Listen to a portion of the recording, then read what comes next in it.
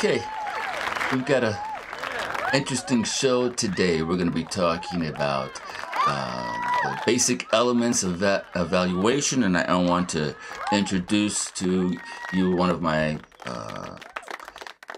favorite podcast YouTube channels on this subject. This is Dave Kittle from the Dave Kittle Show, and his specialty is physical therapy practices, but what he talks about is you can generalize it to to almost any business. So in this video, he talks about the basic elements for valuation, and when it comes to the way an investor looks at a business, he's going to buy, the business, the owner might own the property, the parking lot, so on and so forth, but the investor is going to come in, he's going to look at the free cash flow, then he's going to attach a multiple onto that cash flow dependent on the risk profile of the company. So let's take a look at the risk profiles. And so how big is your company? How many locations does it have? Is the profit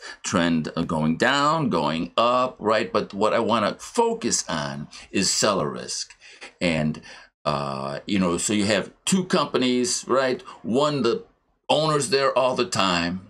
And we're going to talk about that 24/7, owner-operator in just a minute. But the owner's there all the time. And then there's one where there's an absentee owner. They could have the exact same, revenue, same size, so on and so forth. But the one where the owner is there all the time is more riskier for the investor. But I'm going to let Dave talk about that because he says it so much better than me.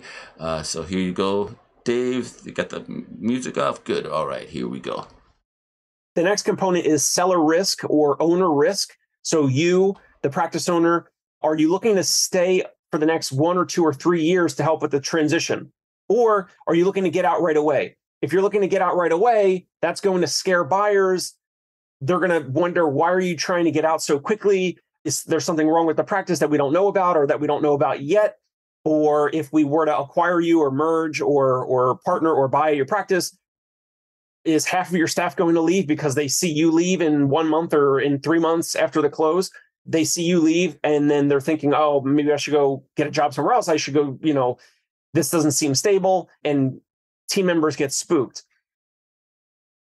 Buyers like us, and same thing with regional buyers, national buyers, there is a certain level of owner risk and other things in regards to their tasks. How much is the business or the practice reliant on the owner? A lower multiple. Is the owner an absentee owner?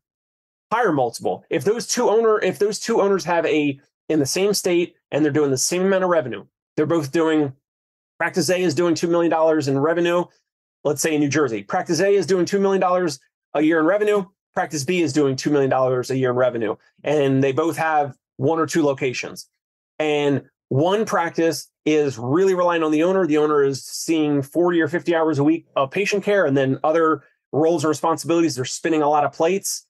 They're doing a lot of roles and a lot of in the weeds of all the decision-making in the practice.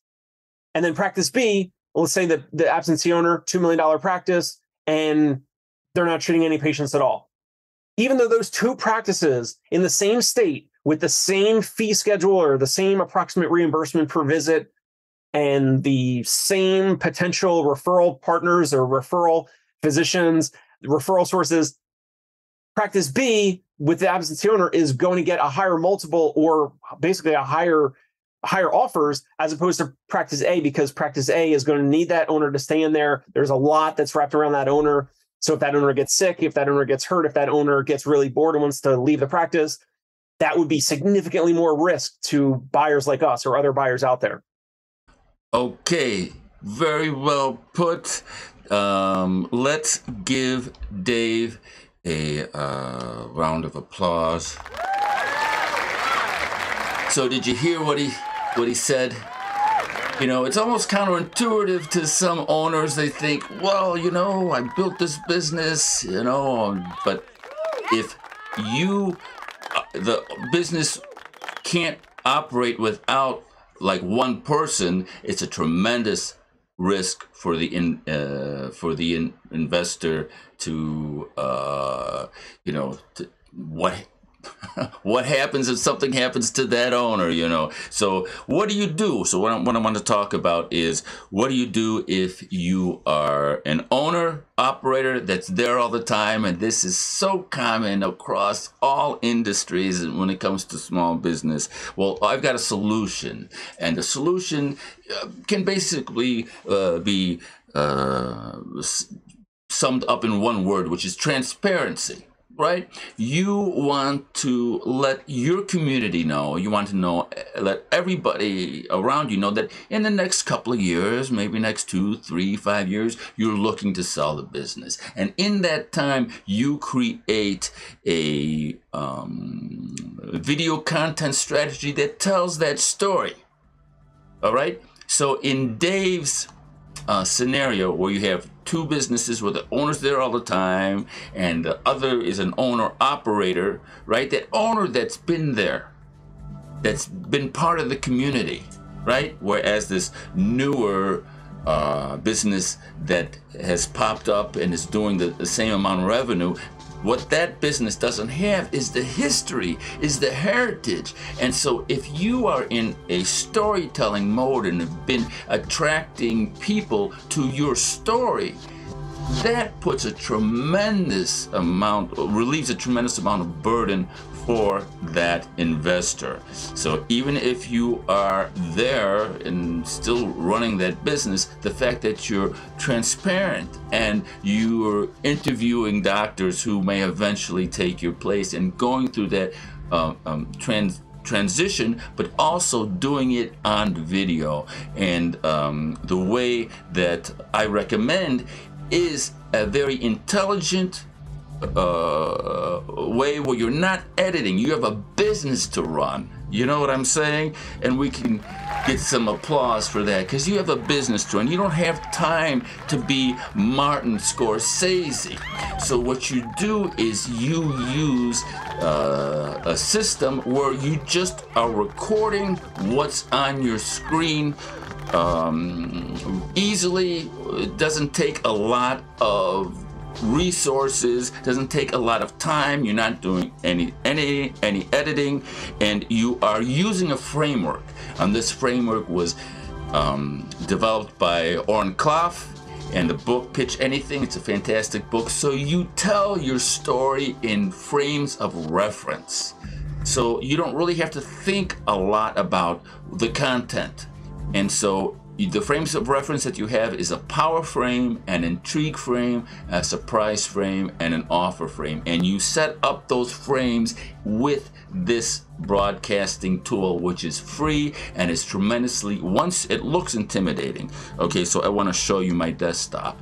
All right, so over here on the right is the broadcast tool, and then over here on the left is what I find intriguing, and that could be anything. So my screen is split in two, and that could be anything. I can go right here, pull up Google, pull up YouTube, and whatever it is that I want to talk about looks like that on my computer screen and is presented like this for either if I'm streaming or if I'm recording. Okay, so this presentation is professional. All right, and so if I press Alt 1, it comes to here. Now this is a power frame. All right, so when we talk about power frames, we are saying you want a frame that makes you look good. Now, as a doctor, I wouldn't recommend having, I got Chicago and Paris going on behind me. I've got the earth spinning like this. I would recommend that behind you is just your practice, right? So you might have diplomas there in the back, or whatever your practice looks like, you just have that. But I would put this webcam overlay, I would have a lower third where it has your name, it has the colors that you use in terms of your branding, it has your PhD, like maybe where you went to school or whatever. So you're setting up a frame that makes you look great. And so I go from this power frame to this power frame. I'm going to now press Alt 4 on my keypad. This is Alt 1, right? I'm going to press Alt 4, and it's a close-up. So I have a television background, and that's why I have claps. I've got an applause track. Where's my applause track? There it is. Gotta have it. I have to have that, otherwise it sounds, and then a laugh track. So I don't recommend you having an applause track or a laugh track, but I do recommend a close-up, because when you're talking to your patients and your fans and your clients, it's good to have a close-up when you're saying something that's important. So these are all power frames, right?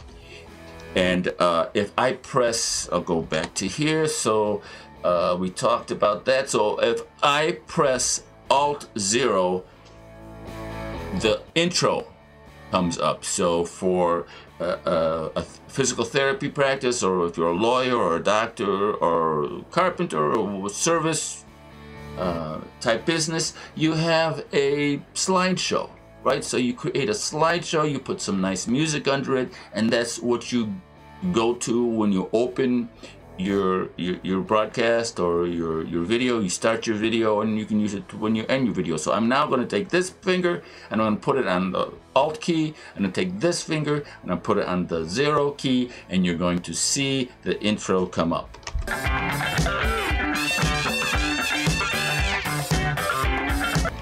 And I'm going to put some hand claps. I always like to have the hand claps when I come first onto the screen, right from the intro.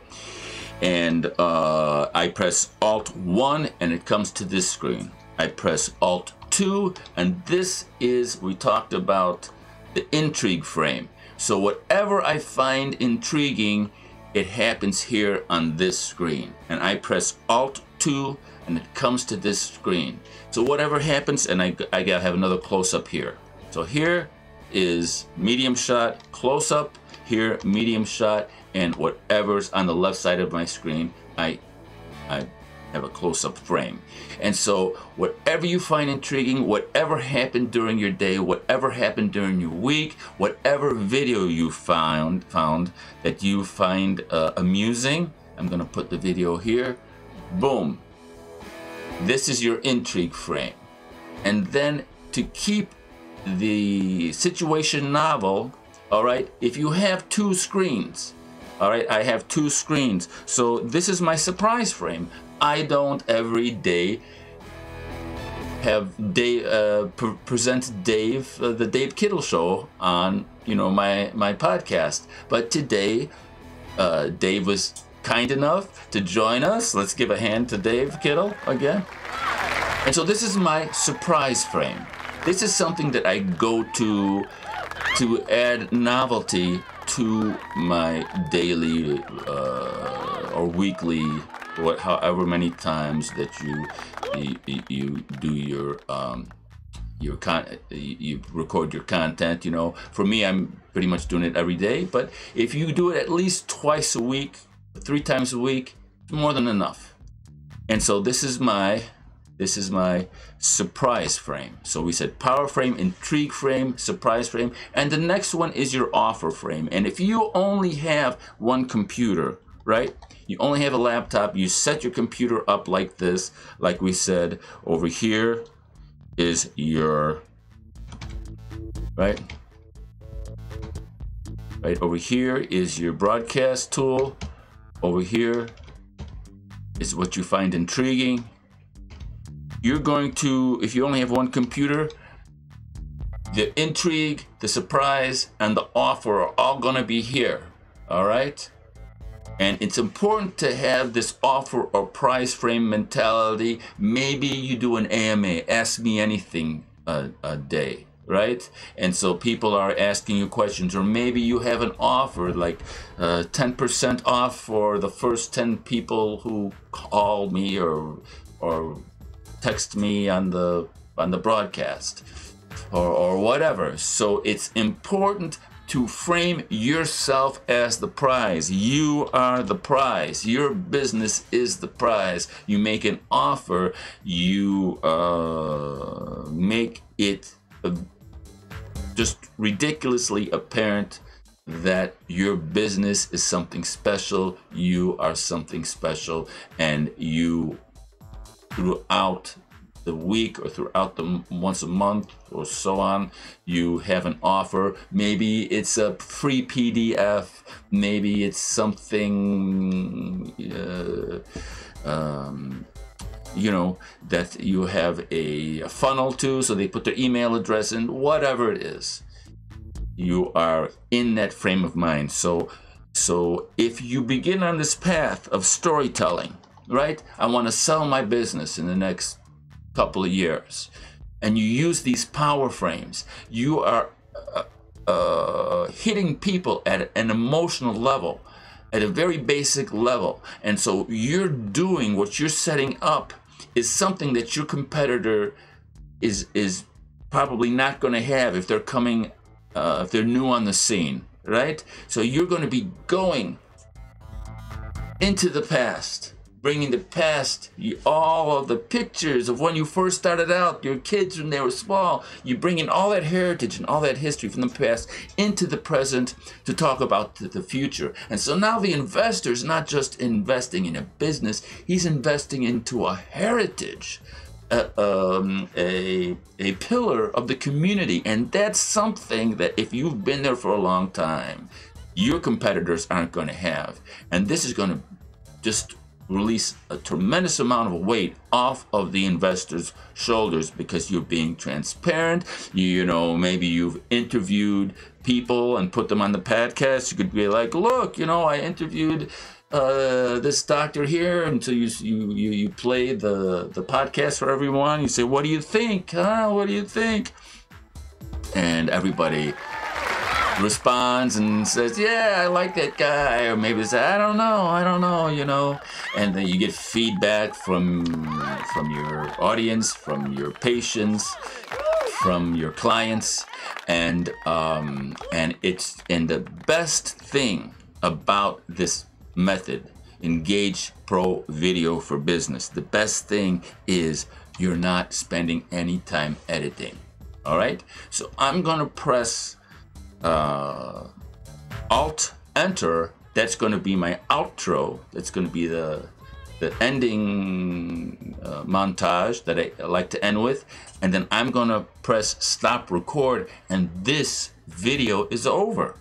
I don't have to edit. I've just spent how much time I've spent recording, 18 minutes it looks like, and that's it. I can upload this to YouTube, I can upload this to LinkedIn, and my video day is done. So I want to thank you for watching, and I want to thank Dave for his contribution. And if you have any questions, you want to do this for your business, just drop me a line and say hello, and we can talk about getting this set up for you, so you're creating vibrant, intriguing, powerful, novel content for your business, and maybe in anticipation for the sale of your company. All right. Thank you so much for stopping by, and we'll see you again. Take care. Au revoir.